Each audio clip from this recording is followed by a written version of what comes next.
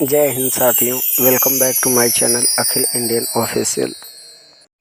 साथियों, आज की वीडियो में हम सीखेंगे उत्तर प्रदेश के सभी विद्यार्थी, ऐसे विद्यार्थी जो कक्षा 9 से लेकर किसी भी प्रकार के हायर एजुकेशंस में इन्वॉल्व हैं और वो स्कॉलरशिप भरना चाहते हैं। तो ऐसे सभी विद्यार्थियों के लिए हम स्कॉलरशिप आवेदन करने की प्रक्रिया को पूर्णतः आसानी से समझेंगे और आपको दिखाएंगे कि आवेदन ये कैसे करना है। आप भी अपने घर बैठे लैपटॉप या मोबाइल से बड़ी ही आसानी से इसे आवेदन कर सकते हैं। तो चलिए प्रक्रिया को शुरू करते हैं और आपको दिखाते हैं। इसके लिए आपको अपने फ़ोन या पीसी के किसी भी ब्राउज़र को खोल लेना है और सर्च कर लेना है यूपी स्कॉलरशिप, और आने वाली पहली ही लिंक को टैप कर लेना है। आपके सामने कुछ इस प्रकार का इंटरफेस दिखेगा जहां आपको इम्पोर्टेंट डेट्स दिख रही हैं। इन डेट्स को आप मेंशन कर लें। इस डेट के अंदर ही आपको कंप्लीट कर लेना है फॉर्म। पुनः आपको इस OTR पंजीकरण करें ऑप्शन पर क्लिक कर लेना है। यहाँ पे अब आपको OTR कंप्लीट करना है, जो कि स्कॉलरशिप का एक प्रारंभिक और ज़रूरी प्रक्रिया है। यहाँ पे आप इस चेक बॉक्स को क्लिक करके प्रोसीड करेंगे। प्रोसीड करते ही आपके सामने कुछ इस प्रकार का दूसरा इंटरफेस खुलेगा। यहाँ आप अपना जाति और वर्ग समूह सेलेक्ट करेंगे। अपना मोबाइल नंबर नीचे के कॉलम में डालेंगे। कैप्चा कोड डालकर जनरेट OTP पर टैप करेंगे।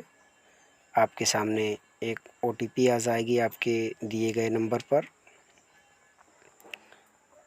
पुनः उस OTP को डालकर यहाँ पे वेरीफाई कर लेना है। जैसे ही आप OTP को सबमिट करके यहाँ पे वेरीफाई बटन पर क्लिक करेंगे, आप एक नए इंटरफेस पर रिडायरेक्ट हो जाएंगे। इस प्रकार से यहाँ पर अब आपको अपना आधार नंबर और ये कैप्चा कोड डालकर पुनः सबमिट करना है। इस प्रकार सबमिट करने के पश्चात आपके सामने एक दूसरा इंटरफेस खुल कर आएगा।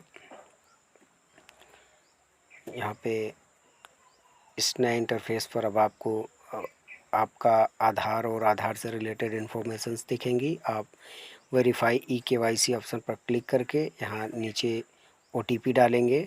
OTP के इस चेक बॉक्स में आपके आधार रजिस्टर्ड नंबर पे OTP आई होगी। उसे सबमिट करने के पश्चात अब आपका father name, mother name, email ID और कैप्चा कोड डाल के सबमिट कर लेना है। अब जैसे ही आप कैप्चा कोड डालकर इस सबमिट बटन पर टैप करेंगे, आप एक पुनः नए इंटरफेस पर रिडायरेक्ट होंगे, जहां पे आपको आपका OTR नंबर स्पष्ट दिख जाएगा। अब आप इसे नोट कर लेंगे, क्योंकि आगे के फॉर्म में इसकी हमें ज़रूरत पड़ने वाली है। तो इसे अब पेन से कहीं पर भी नोट कर लें। इसके पश्चात हम पुनः होम टैब पर जाएंगे। साथियों, होम बटन पर टैप करते ही हम स्कॉलरशिप के होम बटन पेज पर आ जाएंगे। यहाँ से हमें इस स्टूडेंट्स ऑप्शन पर क्लिक करके न्यू रजिस्ट्रेशन पर क्लिक करना है। न्यू रजिस्ट्रेशन पर क्लिक करते ही हमारे सामने इस प्रकार का इंटरफेस आएगा, जहाँ से हम अपना कक्षा और वर्ग चयन करेंगे। कक्षा 10वीं और 9वीं के लिए हम प्री मैट्रिक, इंटरमीडिएट के लिए पोस्ट मैट्रिक और अदर के लिए post matric other than intermediate का चयन करेंगे। हमें OBC वर्ग के लिए क्लास 12 हेतु आवेदन करना है, तो हम यहाँ से चयन कर लेते हैं। यहाँ पर हम OTR नंबर सबमिट करेंगे। जैसे ही OTR नंबर डाल के सबमिट करते हैं, हमारे सामने रजिस्ट्रेशन फॉर्म खुल जाएगा।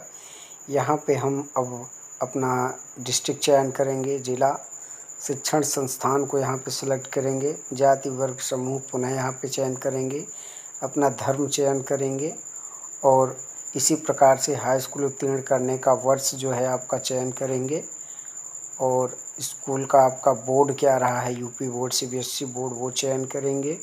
अपने बोर्ड का अनुक्रमांक डालेंगे और अपने द्वारा बनाया गया पासवर्ड यहाँ पे डालेंगे, जिसमें अपने द्वारा बनाया गया पासवर्ड आपका कुछ भी हो सकता है, पर थोड़ा इजी डालने के लिए आप अल्फ़ा न्यूमेरिक में अपना नाम या कुछ और उसमें ऐड करके डाल सकते हैं। उसके पश्चात यहाँ पे हम कैप्चा कोड डालकर स्क्रॉल डाउन करके हम यहाँ से प्रोसीड रजिस्ट्रेशन पर टैप करेंगे। यहाँ पे प्रोसीड करने के पश्चात हमारे सामने हमारा रजिस्ट्रेशन नंबर इस प्रकार से शो हो जाएगा, जिसे हम प्रिंट करके या नोट करके रख लेंगे। अब हमें पुनः स्टूडेंट ऑप्शंस पे जाके यहाँ से हमें अब लॉगिन करना होगा। लॉगिन करके हम अपना आगे का फॉर्म कंप्लीट करेंगे। तो हमारे सामने इस प्रकार से कुछ ऑप्शंस खुलेंगे, जहाँ पे न्यू रजिस्ट्रेशन दिख रहा है, प्री मैट्रिक लॉगिन दिख रहा है, पोस्ट मैट्रिक लॉगिन और post matric other than login करके आ रहा है इस प्रकार से, और पोस्ट मैट्रिक अदर स्टेट भी आ रहा है। तो हमें यहाँ पे पोस्ट मैट्रिक के लिए करना था, तो हमने पोस्ट मैट्रिक को सिलेक्ट कर लिया। अब हम यहाँ पे वो सारी डिटेल्स यहाँ पे फिल करेंगे। फिल करने के पश्चात हम यहाँ पे जैसे ही सबमिट करेंगे, हमारे सामने हमारा फॉर्म खुल के आ जाएगा। तो इस प्रकार से आप भी अपनी रजिस्ट्रेशन डिटेल्स और OTR डिटेल्स को भरने के पश्चात अपने द्वारा बनाया गया पासवर्ड और ये कैप्चा कोड डालकर सबमिट कर लेंगे। हमने सबमिट कर लिया है। अब देखिए यहाँ पे कुछ इस प्रकार का इंटरफेस आपको देखने को मिलेगा। ये है आपका फॉर्म। अब यहाँ पे छात्रवृत्ति हेतु आवेदन करें ऑप्शन पर क्लिक करके आप अपना यहाँ से हाई स्कूल का प्राप्तांक यानी कि जितना भी नंबर आपने पाया है सारे सब्जेक्ट्स का नंबर यहाँ पे ऐड करेंगे और इसमें सबमिट करेंगे। प्राप्तांक में पूर्णांक में आपका यूपी बोर्ड से हैं तो 600 होता है, अदर बोर्ड से हैं तो आप अपने बोर्ड के अकॉर्डिंग यहाँ पर सिलेक्ट करके डाल लेंगे। पाठ्यक्रम जो भी है आपका 11th के लिए है तो 11th और 12th के लिए है तो यहाँ पर 12th फिल करेंगे। आपके इस सत्र में जो रजिस्ट्रेशन की तिथि रही है, जिस दिन आपने एडमिशन लिया है उस तिथि को यहाँ पे डालेंगे। अगर आपके पास पंजीकरण क्रमांक है तो आप यहाँ पे डाल सकते हैं, अदरवाइज नो इस प्रकार से नो कर सकते हैं। NA बोर्ड का नाम आप डाल दीजिए। जैसे हमारा यूपी बोर्ड है, हमने यूपी बोर्ड इसमें सबमिट कर दिया है। और यहाँ पे देखिए आवासीय दिवा छात्र आ रहा है तो यहाँ से आप दिवा छात्र चयन करेंगे। अनुमोदित नॉन रिफंडेबल अनिवार्य शुल्क जो है आपके विद्यालय से फीस रसीद मिली होगी वहाँ से यहाँ पे डाल देंगे। यदि आप विकलांग हैं तो यहाँ पे अपनी दिव्यांगता चयन कर, अन्यथा पिछले वर्ष में मिली हुई आपकी स्कॉलरशिप जो है उसको चयन करेंगे। शिक्षण संस्थान का नाम डालेंगे और गत वर्ष की कक्षा डालकर आप प्रोसीड करेंगे। और अब इस इंटरफेस पे आपको कुछ नहीं करना है, आपको होम बटन पर क्लिक कर लेना है इस प्रकार से और अपनी यहाँ से आय और जाति प्रमाणीकरण हेतु ऑप्शन पर संशोधन को भी हम छोड़ के रखेंगे, वो लास्ट में किया जाता है। आय जाति प्रमाणीकरण हेतु यहाँ पे आएंगे, अपना आय प्रमाण पत्र निकालेंगे। जो इसमें आय प्रमाण पत्र का पंजीयन क्रमांक होता है उससे हम ऊपर में सबमिट करेंगे। आय प्रमाण पत्र का क्रमांक जो कम डिजिट में होता है वो आय प्रमाण पत्र क्रमांक है, उसे हम नीचे के बॉक्स में डालेंगे और कैप्चा कोड डालकर सबमिट करेंगे।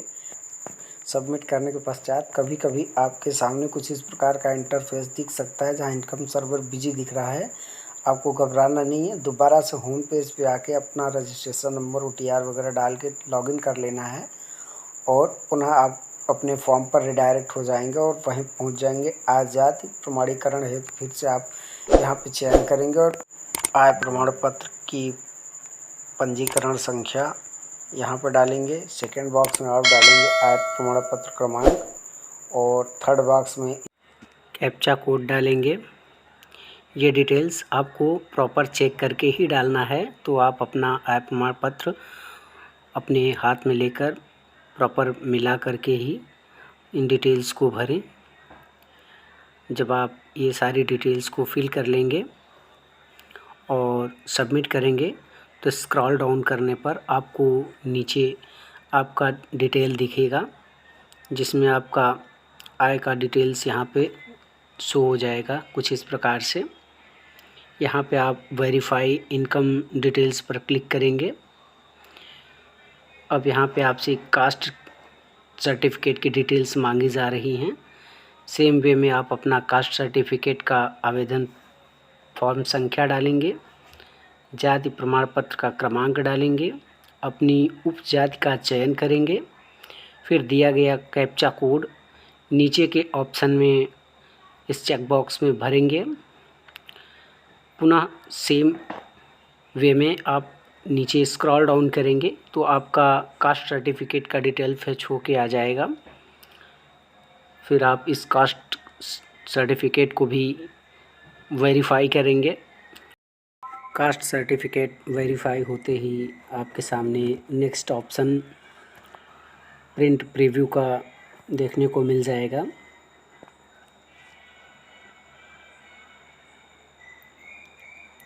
यहाँ से आप अपना प्रिंट प्रीव्यू निकाल लेंगे। एक प्रिंट कॉपी निकाल कर अपने विद्यालय में ले जाएंगे, वहाँ पे इसको चेक कराएंगे। इसमें जो भी त्रुटियां हैं आगे संशोधन वाले ऑप्शन पर आकर पुनः से आपको संशोधित करना होगा। तो हम इस प्रकार से चेक प्रिंट निकाल ले रहे हैं। ये कॉपी अब विद्यालय के लिए है, विद्यालय में चेक होने के लिए जाएगी। अब चूँकि हमने संशोधन को भी कंप्लीट कर लिया है, तो अब अगला ऑप्शन आता है यहाँ पर फाइनल लॉक का, जिसको हम यदि लॉक करते हैं तो ये 3 दिनों के बाद हमें फाइनल प्रिंट कॉपी मिलेगी, जो विद्यालय पर हमें फाइनली सबमिट करनी होगी। इस प्रिंट के दौरान आपको कभी कभी इस प्रकार का एरर देखने को मिल सकता है, जैसा भी आपको दिखा। घबराना नहीं है, दोबारा से लॉगिन करके प्रिंट निकालना है।